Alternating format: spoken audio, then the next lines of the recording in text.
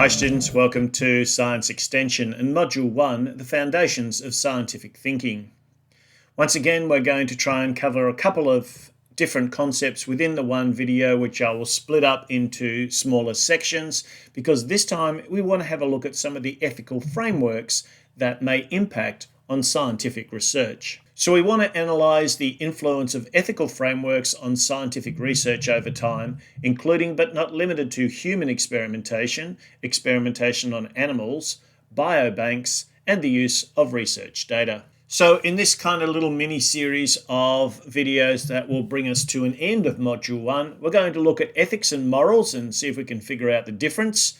We're going to have a look at some ethical frameworks and how we can apply ethics in science, and then a couple of issues that have arisen in the history of science that are a little contentious, and to examine what our attitudes to these is today. Bill Matchett put out a great resource to support the Science Extension course, and I've also had a look at the work of Peter Singer, who's one of the foremost speakers on ethics in our times, and a historical look at some really interesting experiments that occurred in Stephen Jay Gould's book, The Mismeasure of Man. There are plenty of other resources that pop up from time to time in the making of these couple of videos, but these are three very interesting sources, and I encourage you to have a look at them. So if we're going to define ethics, then Peter Singer is probably the guy to do that for us. He defines ethics as the discipline concerned with what is morally good and bad and morally right and wrong. Ethical actions are ones that maximize overall pleasure and reduce overall pain.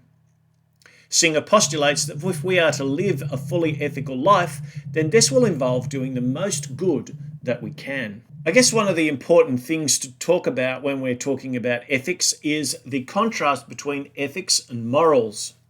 So ethics are the external rules or standards that are set by communities or societies, whereas morals are internal personal norms about right and wrong, and they can be influenced by but not always resonate with the groups and societies to which an individual belongs. That is, you might feel like society encourages you to do a certain behaviour, but you might not feel right about it yourself. Likewise, rules could exist that prohibit certain behaviours, and yet you don't feel like that they should apply to you. Or perhaps you have a circumstance where you feel it's all right to break those rules. Consider a scenario. Imagine you're driving your car and you're approaching a traffic intersection. The light has just turned red. What do? You will, I hope, come to a stop at the intersection. Now think about why you stopped at the intersection.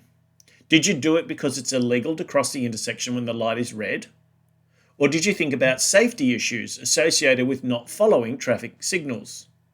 What if, after stopping at the intersection, you notice that no other vehicles are approaching the intersection?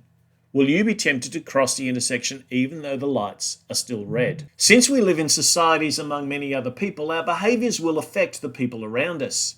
The decisions we make may also affect other living things with whom we share the planet, as well as affect its environments. Therefore, in all societies, rules of behaviour and norms are developed in the interest of the greater good. Essentially, there are three influences on human behaviour. Scientific ethics is concerned with the truth and integrity of scientific practice. The processes used to conduct investigations, analyse and communicate the findings of scientific investigations should all be based on honesty. That honesty is one of the most powerful features of science. The only ethical principle which has made science possible is that the truth shall be told all the time. If we do not penalise false statements made in error, we open up the way, don't you see, for false statements by intention. And of course, a false statement of fact made deliberately is the most serious crime a scientist can commit. And that quote by C.P. Snow in The Search. There's been a few cases in science where there's been some deliberate attempts by scientists to obscure the truth or to deliberately set out to falsify results. When these people are found, it does enormous damage not just to their reputations, which possibly will never recover, but also to science itself, and that is a problem. So what are some of the ethical frameworks that we try and think about when we're carrying out scientific research and/or writing about scientific findings? Well, there's the principle of autonomy, which is making voluntary and informed decisions, that is, the capacity to act intentionally with understanding and with controlling influences. If you're asking someone to participate in a survey, you need to make it very clear that it is their choice whether they participate or not. If they get partway through the survey and don't want to continue, they have the option to do that they're not locked into things. This principle of autonomy gives people that option to opt in or opt out. The principle of non-maleficence. No subject in a study is intentionally harmed or injured, either through the acts of commission or omission. And you'll see when we look at the Tuskegee syphilis study that this was definitely not the case. The principle of beneficence. Produce beneficial outcomes and positive steps are taken to prevent and to remove harm from the patient. So we try as much as possible to do the best good that we can. The principle of justice. This is about equal access to care, benefits, and compensation. Once again, if we're giving different groups of people different conditions or we're treating them in different ways, then we're starting to create a problem in this area of justice. The principle of confidentiality.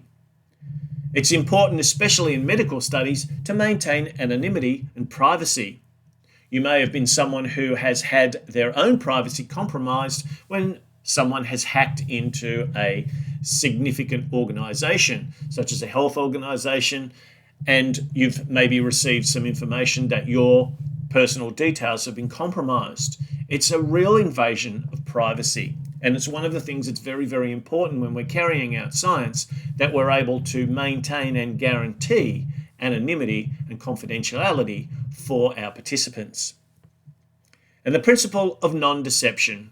And that really goes back to the first thing that we were talking about, which is maintaining open and truthful communications.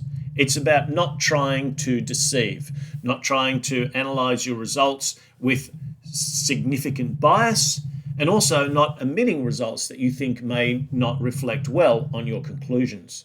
What may be useful is to have a little bit of a look at a couple of case studies to try and understand how these principles of ethics have been applied or not applied in some of the history of science. This is photo 51. This may not look particularly exciting, but the photograph is one of the most significant in the history of science, particularly in biology and in our understanding of the structure of DNA. It's an X-ray diffraction image of DNA and has at least a claim to be the most important image ever taken. It was taken by Rosalind Franklin. Rosalind Franklin worked with Maurice Wilkins, and as far as we're aware, unbeknownst to Rosalind Franklin, Maurice Wilkins showed James Watson the X-ray crystallography image. That is photo 51. Although it was Rosalind Franklin and not Maurice Wilkins who obtained photo 51, she was unaware that Watson had seen it, mainly because Wilkins had shown Watson the photo on a day when Franklin was not at work. And there's a little doubt that once Watson and Crick saw this photo, they were able to work out the double helix nature of DNA. The structure of DNA is famous because of the work of Watson and Crick, and they published their findings in a famous scientific paper, but they did not acknowledge Rosalind Franklin's work. Watson, Crick, and Wilkins all received the 1962 Nobel Prize in Physiology or Medicine. Rosalind Franklin did not. At this point, she had passed away, and there was rules around not being awarded a Nobel Prize posthumously, but Rosalind Franklin's position in the history of the structure of DNA is one that has had to have been rewritten several times in order to try and acknowledge the significant contribution that she made. In another interesting case around cold fusion, Stanley Pons and Martin Fleischmann at the University of Utah concluded that they'd found evidence of deuterium fusion, that is, the isotope of hydrogen-2, occurring at room temperature. This was one of the holy grails of energy research. Rather than publish their findings in a peer-reviewed journal, they announced their findings at a press conference. However, other scientists could not replicate Pons and Fleischmann's experiments. A few weeks later, the US Department of Energy concluded that Pons and Fleischmann had not achieved cold fusion.